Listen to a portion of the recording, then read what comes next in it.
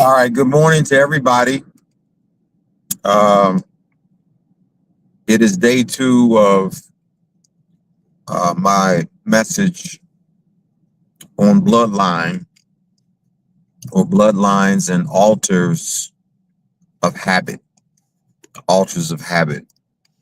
I came to you yesterday, and I want to do a follow up and a follow through because I didn't connect the dots the way that I wanted to, and a lot of times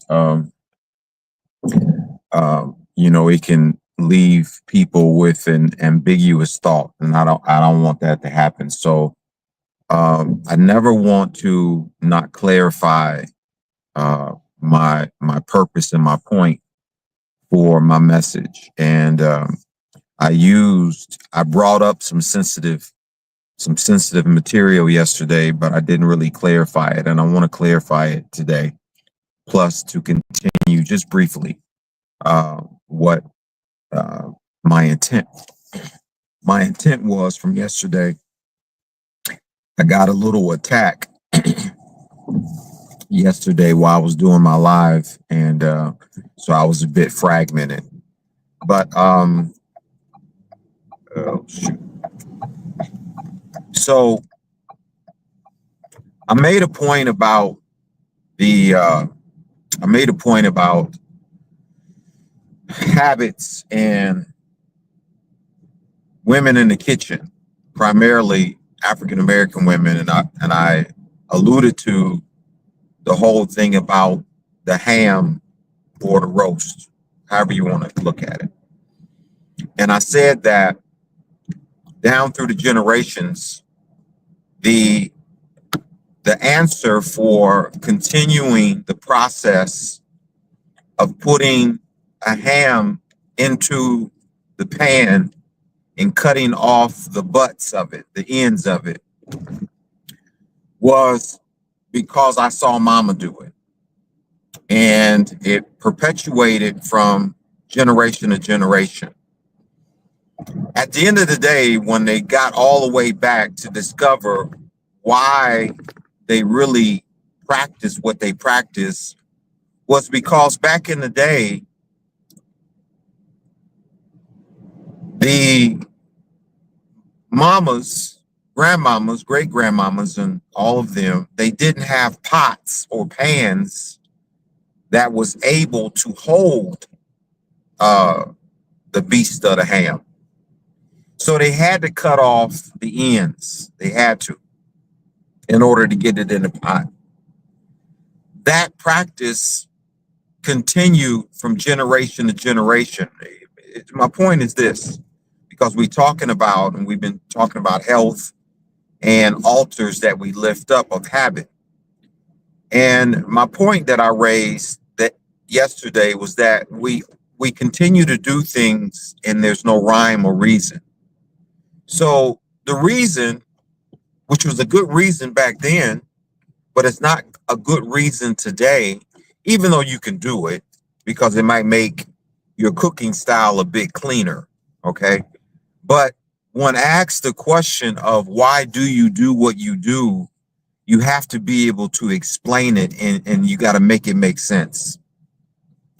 If you can't explain it and make it make sense, then the onus is on you to further investigate, why do I do what I do?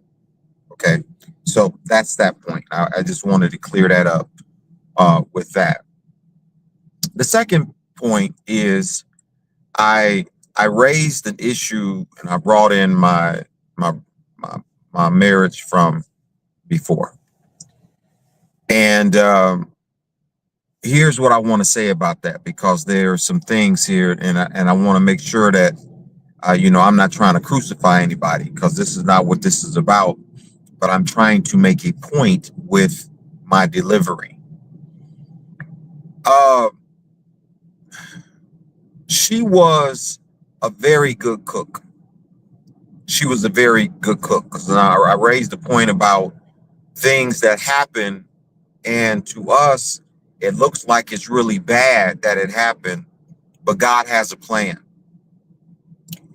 She was a She was such a good cook that, I mean, I was killing that food and it was just wonderful. The taste was wonderful. But see, here's the thing. My immune system in my body, where I came from, couldn't handle that. Now, I wasn't aware of it and she wasn't aware of it, but um, I couldn't handle it. My immune and my body structure was weak. It was too weak to handle that under a long period of time. And so when I bring her up, the reason why I bring her up is because she was a very soulful cook. She was a very soulful cook. She was a soulful cook, and it was handed down to even my daughters. They're very soulful cooks, very soulful. And there's nothing wrong with that, you know, in and of itself. There's nothing wrong with it. However, it depends on the person. Some people can handle it.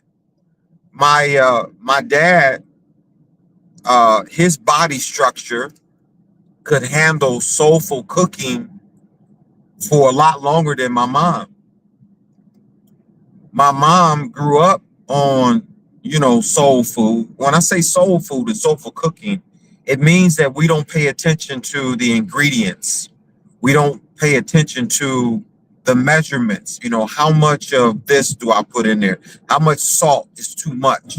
And so on and so forth. So you're going to get the flavor that you're looking for, but you're not going to get the result in the end. And the result that you're going to get, it don't talk to you initially. So for me, my body was already tuned and constructed to be very weakened because of my bloodline where I came from. And so I was prone to have a heart condition. I was prone to have, diabetes and, kidney problems. And all these they come from what you put in your gut. It's gut health. We won't talk about that today, but it's very important because what I'm discovering is what goes in your mouth has probably 85 to 90% of how you're going to fare as a person in your health long term. And we don't quite understand that. And we don't understand it because we have not taken the time to take up our bed. We want to be made whole, but we have not taken up the time to take up our bed, as I mentioned in yesterday's live. And the bed is to discover about your body. And when you discover about your body, you discover about plants and herbs and the ground and food and ingredients and all that kind of stuff. And then that way that you got some skin in it, when Jesus comes and he heals you, he can come back and say, don't go and sin no more. Don't sin no more, lest a worse thing come upon you, and you'll have a better success story with that, right? Because what we've been lately is that we want to put the onus on Jesus and just heal us, and we want to continue in our bad habits and in our ignorance, and that in and of itself is a sin. So we want to clear that up. Here's the issue with me. And when I talked about, the flood and how bad it was, but the bigger picture, what God was trying to do was to preserve a world for a son that would bring about deliverance to a world, right? So we don't always see that. I was destined to be an educator. I was destined to teach. I was destined to go back to school and to take that to the, highest degree. I was destined to do that. I bring my ex into the picture for this reason. Had I remained, because this is what you got to understand about habits and bloodlines and where we come from. Some people are not going to change, and I don't mean that something is wrong with them. I wasn't going to change. I was growing in a different direction.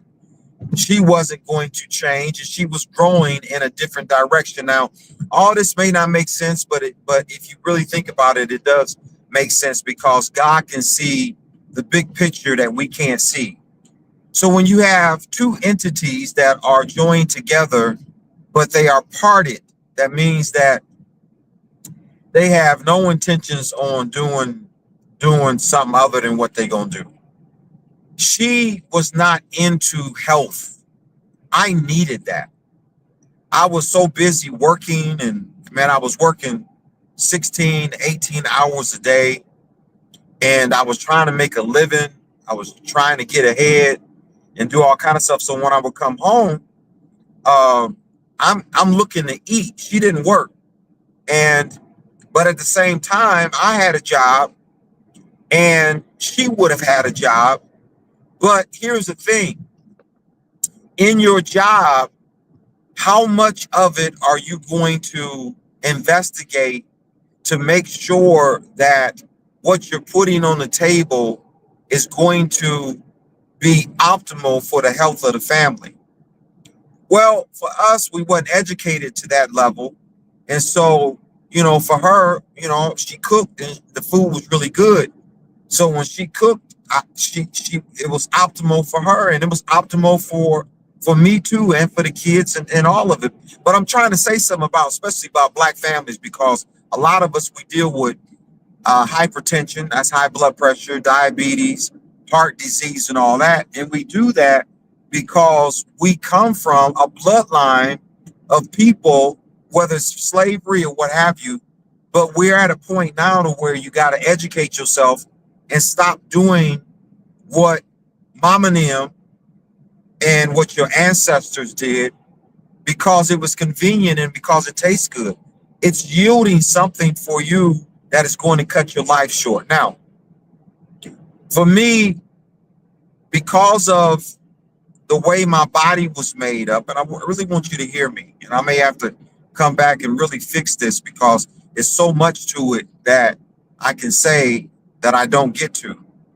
I would have died, hear me, had I stayed under that cooking, that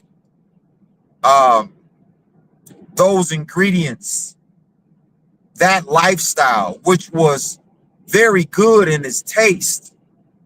They call it comfort food. It was very comforting, but in all its comfort, it was killing me. I had hardening of the arteries at a very young age. All that wasn't due to the cooking, but the cooking didn't help. A lot of it was due because of my lineage, because of where I came from, because of my mother's bloodline. They were prone to it. My father's bloodline, they were prone to it. So now when it came to me, it was on steroids.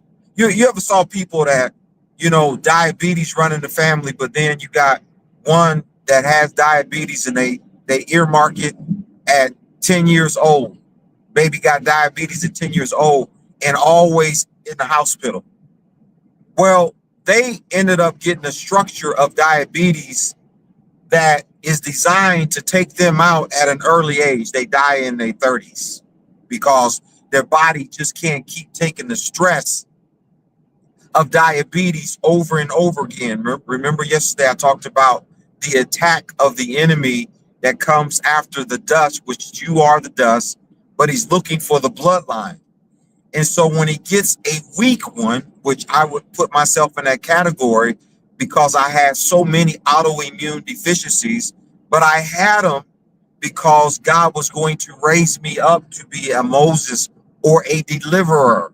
That's the reason why I'm coming to you right now. That's the reason why I can walk with what the enemy is trying to put on me, and I can just let it roll off my back. Does it mean that it's not there? Does it mean that I don't have some level of issues that I have to deal with? No, but it means that it's all under control, and that I will walk with a limp, but I walk with a limp as a reminder to continue in a path of righteousness, and a reminder to be sensitive to others. When I walk through a hospital, my walk through a hospital is different than somebody else's walk through a hospital. Why? Because when I look at patients that are sick, I'm reminded of myself.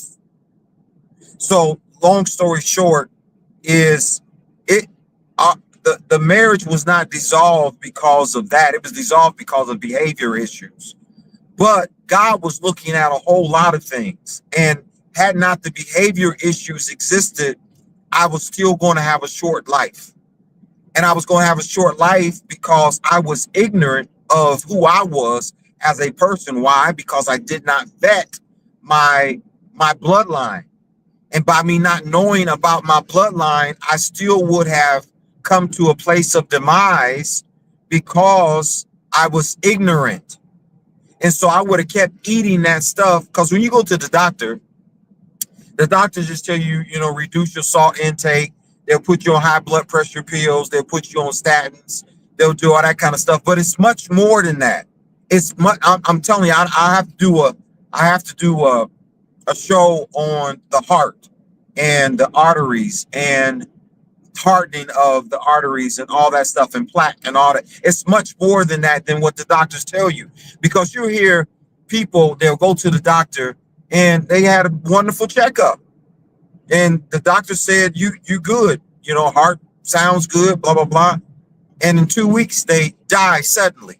Well, how did they die? Because the doctor that they went to wasn't thorough, or the doctor didn't care, or the doctor was not intelligent enough.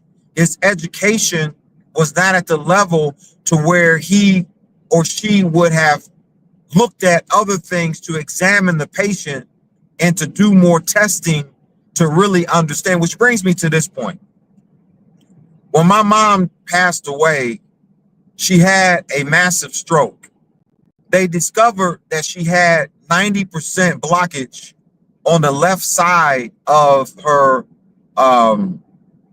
carotid artery.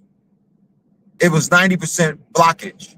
Now, before she had the stroke, she had just went to the doctor and had a full physical. Now, I didn't go to the doctor, but I went back to the doctor and I confronted her family doctor, and I asked him, I said, when she was here, why didn't you see this? I went to him personally. And he said she checked out good. The thing is that a real simple check would be to put your stethoscope on either side of her neck, because if she's got 90% blockage, when she came to you for a checkup, you didn't do a thorough job on checking on her, examining her. You didn't do that. And so any reasonable doctor would have noticed that there's something going on just with the sound. So I'm saying that to say this. My mom died for a variety of reasons, but one of the things that she died prematurely with was that she wasn't going to a good doctor. Now, I'm saying that because I want to encourage you to get involved and to do your work, because these old fly-by doctors that they got out there today, especially if you are a sibling and you have parents that are aged. Now, you know, in your 40s and your 50s, which I ain't saying that, that your kids shouldn't be checking on you too. But when you're in your 40s, 50s, and you got parents, double back on your parents. Do your due diligence to vet the doctors and get them to the right testing sites.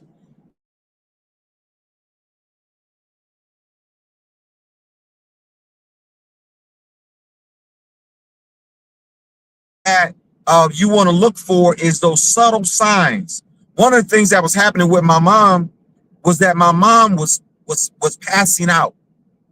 And when she was passing out, I heard about it, and it was just like she made light of it. And like just that maybe something she ate, blah, blah, blah. But she was in her late 70s, and Now, there's a reason why you passing out. My dad started passing out too before he died.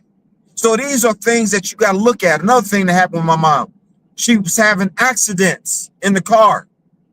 See, these are little things. They're signs that we don't pay attention to. They're subtle signs. And we just say, oh, mama had an accident.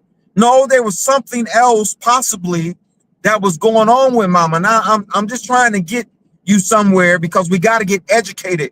We cannot continue to walk in ignorance, because we are in a system and a structure that don't really care about our health and our wellness.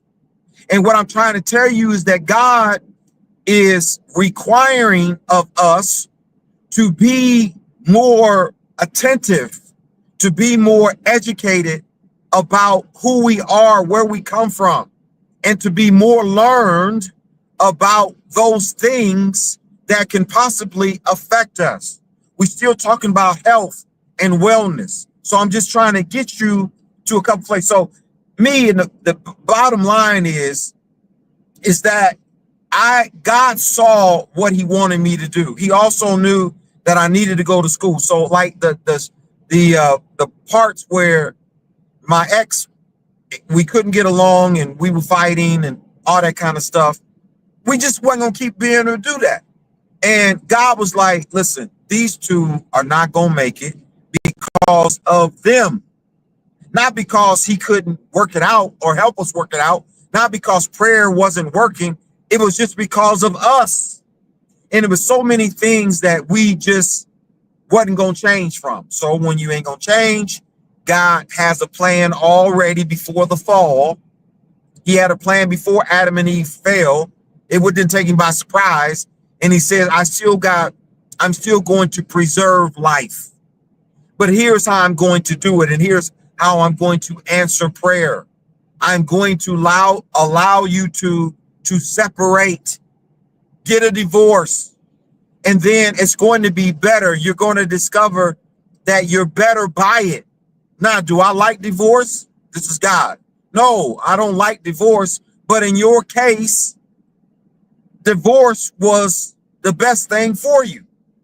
So I'm only saying that because I'm just trying to get you to a point to where because a lot of us locked in, like I mentioned yesterday, you locked into the fact that the church said is, we should stay together forever and forever and forever. And y'all killing each other. Y'all literally killing each other in the home. Prayer ain't working. Counseling ain't working. Ain't none of that stuff working. You stay together. I ain't saying that you don't love each other. You can be madly in love, but you can't live together. So these are things now that, that we really got to pay attention to. Children of aged parents, broke down doctors, let's see, wisdom, groups back in the day. I think I did all the things that I really wanted to talk about. Like I say, I have notes and I can't really look at notes because they'll throw me off. But then when I go back and look at my notes, I've been to say everything that I wanted to say. If I go back to my notes, all I'll be doing is saying it different and repeating myself.